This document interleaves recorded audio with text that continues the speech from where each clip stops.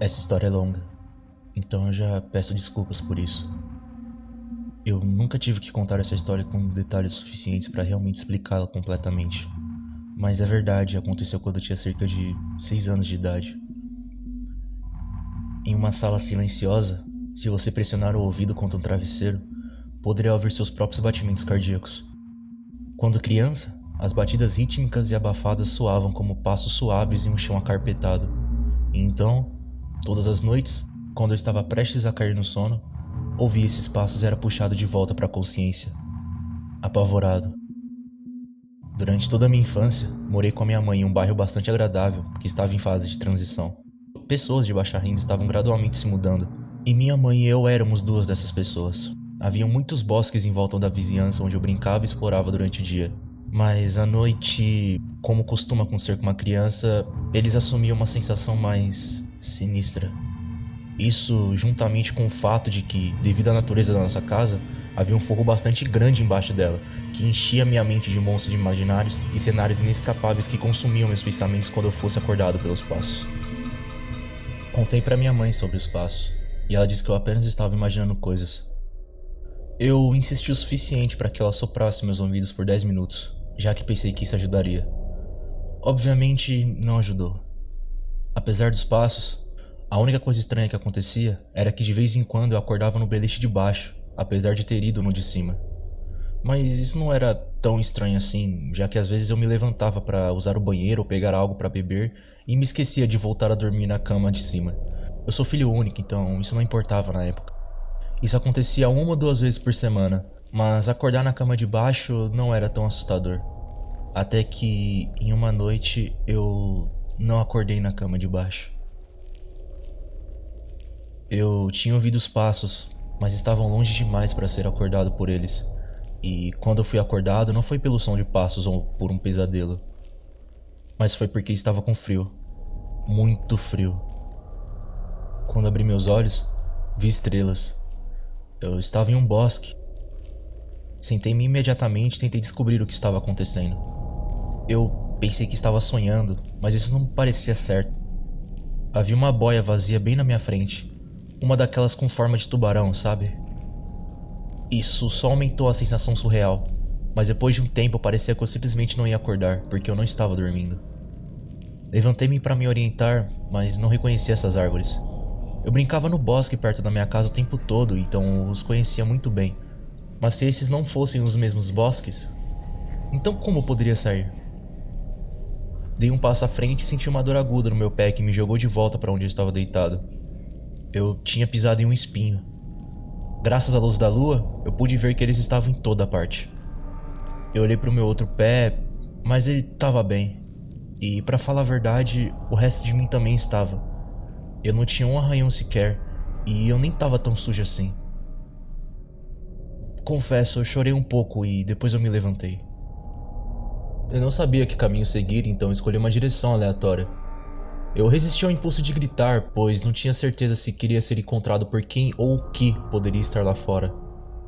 Eu caminhei pelo que pareceram horas. Tentei andar em linha reta e tentei corrigir o curso quando tive que fazer desvios. Mas eu era uma criança e eu estava com muito medo. Não ouvi uivos ou gritos, e apenas uma vez ouvi um barulho que me assustou.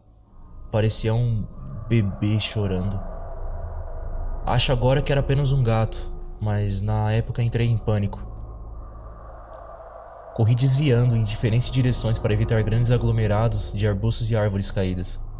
E eu ainda estava prestando muita atenção em onde pisava, porque naquele ponto meus pés estavam em péssimo estado. Eu prestei muita atenção em onde estava pisando e não o suficiente para onde esses passos estavam me levando. Porque não muito depois de ouvir o grito, eu vi algo que me encheu de uma espécie de desespero que eu nunca mais experimentei. Era aquela boia de tubarão de novo. Eu estava apenas a 3 metros de onde eu havia acordado. Isso não era magia ou alguma distorção de espaço. Eu estava perdido. Até aquele momento, eu pensava mais em sair da floresta do que em como eu entrei. Mas estar de volta ao início fez minha mente nadar. Eu nem tinha certeza de que aquele era o bosque que eu conhecia. Eu corri um grande círculo ao redor daquele local ou eu apenas dei uma meia volta e comecei a fazer meu caminho de volta. Como que eu iria sair dali? Na época, eu pensei que a estrela do norte era apenas a estrela mais brilhante no céu. Então olhei e encontrei a mais brilhante e a segui. Eventualmente, as coisas começaram a parecer mais familiares quando eu vi a trincheira. Então eu sabia que tinha conseguido sair. Naquela altura, eu estava andando bem devagar porque meus pés doíam muito. Mas eu estava tão feliz por estar tão perto de casa que eu comecei a fazer uma corrida de leve. Quando eu realmente vi um telhado da minha casa sobre a casa vizinha, soltei um leve soluço e comecei a correr mais rápido. Eu só queria estar em casa. Eu já tinha decidido que não diria nada porque não tinha ideia do que eu poderia dizer. Eu voltaria para minha casa de alguma forma, me limparia, iria para a cama. Meu coração afundou quando dobrei a esquina e minha casa ficou totalmente à vista. Todas as luzes da casa estavam acesas. Eu sabia que a minha mãe estava acordada e sabia que teria que explicar ou tentar explicar onde eu estive. E eu não conseguia nem descobrir por onde começar. A minha corrida se tornou uma corrida leve, que se tornou uma caminhada. Eu vi sua silhueta através das cortinas e, embora eu tivesse preocupado em como explicar as coisas para ela, isso não importava tanto para mim naquele momento. Eu subi alguns degraus até a varanda, coloquei a mão na maçaneta e a virei. Pouco antes de abri-la, 2 braços me envolveram e me puxaram de volta. Gritei o mais alto que eu pude. Mãe, me ajuda, mãe, por favor.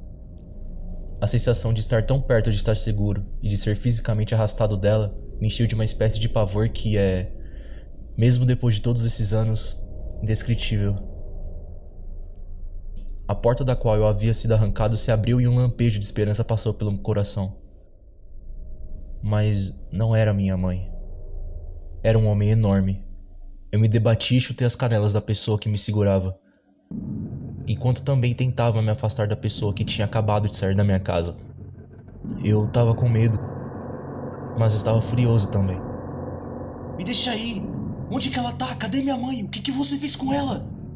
Enquanto minha garganta doía de tanto gritar e eu estava inspirando novamente, percebi um som que estava presente há mais tempo do que eu havia percebido. Querido, por favor, calma, eu tô aqui. Parecia minha mãe. Os braços se afrouxaram e me colocaram no chão. E quando o homem se aproximou de mim, eu notei suas roupas. Ele era um policial. Virei o rosto para a voz atrás de mim e vi que realmente era minha mãe. Tudo estava ok. Eu comecei a chorar e nós 3 entramos. Eu tô tão feliz que você esteja em casa, querido. Eu tava preocupada que eu nunca mais ia ver você. A essa altura, ela também estava chorando. Desculpa, eu não sei o que aconteceu. Eu só queria voltar pra casa. Eu sinto muito, mãe. Tá tudo bem. Apenas não faça isso de novo. Eu não tenho certeza se eu ou minhas canelas aguentaríamos. Uma pequena risada quebrou meus soluços e eu sorri um pouco. Bem, eu sinto muito por ter chutado você, mas por que você teve que me agarrar assim?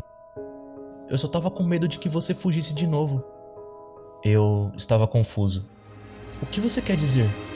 Encontramos o seu recado no travesseiro, disse ela e apontou para o pedaço de papel que o policial estava deslizando sobre a mesa. Era uma carta de despedida. Dizia que eu estava infeliz e que nunca mais iria querer ver ela ou qualquer um dos meus amigos novamente. O policial trocou algumas palavras com a minha mãe na varanda enquanto eu olhava para a carta. Eu não me lembrava de escrever uma carta. Não me lembrava de nada disso. Mas mesmo que às vezes eu fosse ao banheiro à noite e não me lembrasse, ou mesmo se pudesse ter ido pro bosque sozinho, mesmo que tudo isso pudesse ser verdade, a única coisa que eu sabia naquele momento era: não é assim que soletra meu nome. Não fui eu quem escrevi essa carta.